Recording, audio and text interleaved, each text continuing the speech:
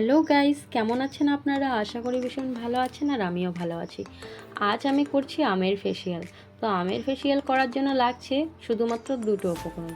এক হচ্ছে বেসন আর একটা হচ্ছে আম। এই দুটো উপকরণ দিয়েই কিন্তু স্কিন অনেক হতে পারে ব্রাইট, অনেক চকচকে, নরম, সঙ্গে কী হতে পারে বলো তো? স্কিন অনেকটা টাইট। তো চলো দেখে নিই। আমি প্রথমে বেসনের উপর আম চিপে নিচ্ছি। তো আমটার কত সেটা আমার বাড়ির কাছে আম। তো দুটো উপকরণ মিশিয়ে আমি আমার স্কিনে অ্যাপ্লাই করব। তোমরা চাইলে কিন্তু হাতে, পায়ে, গায়ে যে জায়গাটা ইউজ করতে পারো।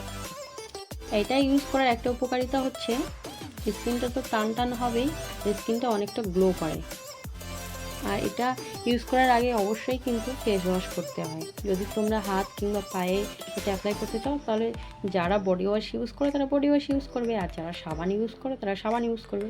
আর অবশ্যই কিন্তু ফেসে ফেস ওয়াশ ইউজ করবে।